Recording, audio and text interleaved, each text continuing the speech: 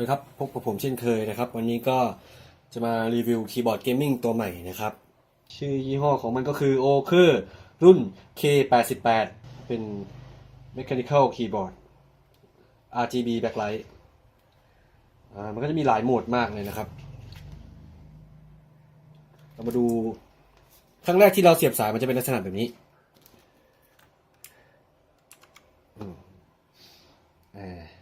มันจะขึ้นมาแบบนี้ครับเป็นการเริ่มครั้งแรกแล้วถ้าเรากดแบบเมื่อกี้นี้ก็คือ FN กับ ESC เนี่ยมันจะกลายเป็นการรีเซ็ตคล้ายๆกันกับเราเสียบสายใหม่นั่นแหละครับโอเคนี้มันมีโหมดอะไรบ้าง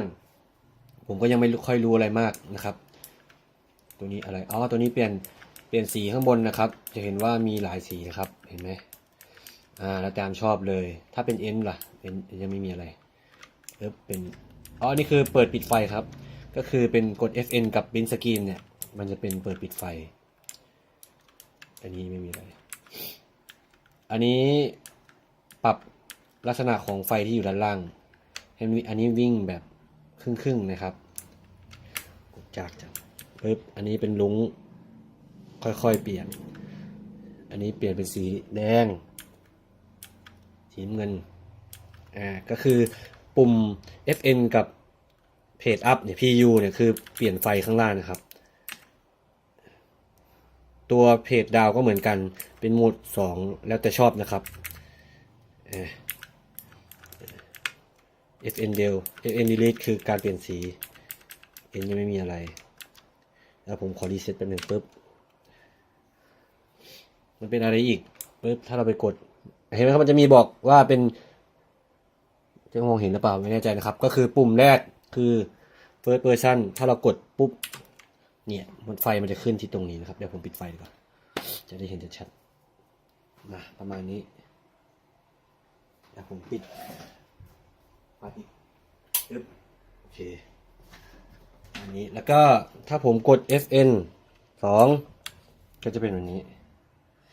อันนี้จะลักษณะเหมือนเกมA นะครับพวกโมบ้าทั่วไปแล้วก็ถ้าเป็นโหมด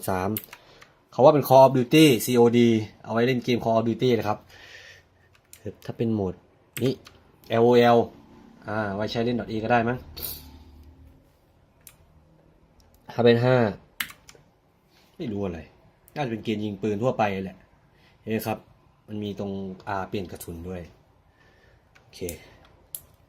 ปิดไฟก่อนอันนี้โหมดมันตัวนี้เป็นโหมดของไฟนะครับแล้วเรากด FN กับ Insert เนี่ยอันนี้โหมดที่ว่าเลือกโหมดการเล่นเกมตัวนี้ไฟจะค่อยเปลี่ยนนี่คืออะไรอันนี้คือปิดไฟอันนี้ไฟมันจะวูบว่าเป็นคลื่นนะครับอันนี้มันจะวิ่งสลับสีไปเรื่อยๆเป็นอีกอันนี้เป็นอะไรปั๊บเย็ดเช่กดตรงไหนปุ๊บมันก็จะแตกออกมาหยดน้ำนะครับเห็นไหมครับนี่เอาไว้เล่นพวกโปรแกรมดีเจได้เลยเนี่ยดึกสโตดึกสโตดึกเอาละโหมดต่อไปอะไรทึบอันนี้คือโหมดสำหรับเซตปุ่มหรือเปล่าไม่แน่ใจปึ๊บโอเคไม่ใช่ดิกดแล้วมันก็จะแค่ตรงนั้นนะครับถ้าอีกล่ะนี่คือวิ่งถ้าเซตปุ่มตัวไหนนะ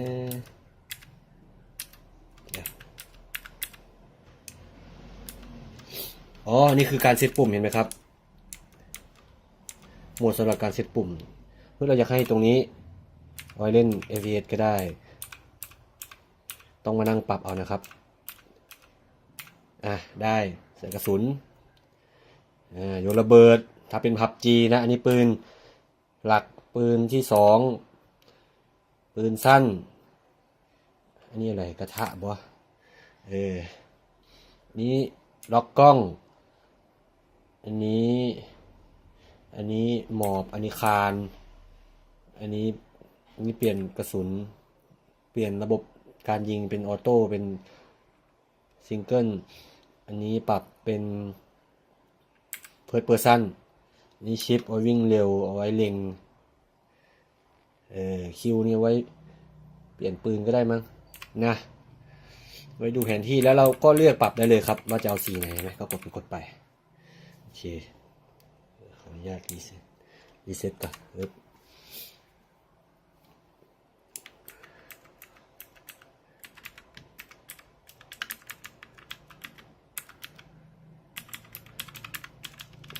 อันนี้ลดแสงหรือเปล่าอันนี้เพิ่มแสงของไฟที่อยู่ด้านล่างนะครับโอเคครับอันที่ผมชอบที่สุดคืออะไรเนี่ยเจ๋งดีสำหรับคีย์บอร์ดตัวนี้ก็สนุนราคาอยู่ที่ 1,690 บาทนะครับไม่ว่าจะซื้อที่ Advice หรือจิ๊บไม่แน่ใจว่ามีหรือเปล่าแต่ที่ผมได้มาเนี่ยในราคา 1,290 บาทมือหนึ่งเลยนะครับได้จากเว็บ11 Street ก็คือมันจะมีโค้ดลด 30% ลดสูงสุดที่500 บาทก็จัดไปเหลือ 1,200 โคตรคุ้มใครที่สนใจก็สามารถหาซื้อได้นะครับไม่ว่าจะเป็น Lazada 11 Street Shopee หรือว่าพวก Advice หรือจิ๊บก็ได้ลองสอบถามดูนะครับเอาจริงผมสั่งสีขาวนะแต่ว่ามันส่งสีดำมาให้ก็ไม่เป็นไรก็สวยดีเข้ากับเมาส์โอเคอร์เซตก็ดีนะครับตัวนี้ก็เปลี่ยนสีได้เหมือนกันเจ๋งว่ะโอเคฝากไว้เท่านี้กันนะครับใครที่สนใจก็ไปหาซื้อได้ชื่อยี่ห้อของมันก็คือโอเคอร์รุ่น K88 นะครับใครที่ชอบก็กดไลค์กดแชร์หรือใครอยากติดตามการรีวิวของที่ผมซื้อมาต่างๆนานาก็กด Subscribe ไว้นะครับเป็นกำลังใจให้กันด้วยโอเคสวัสดีครับ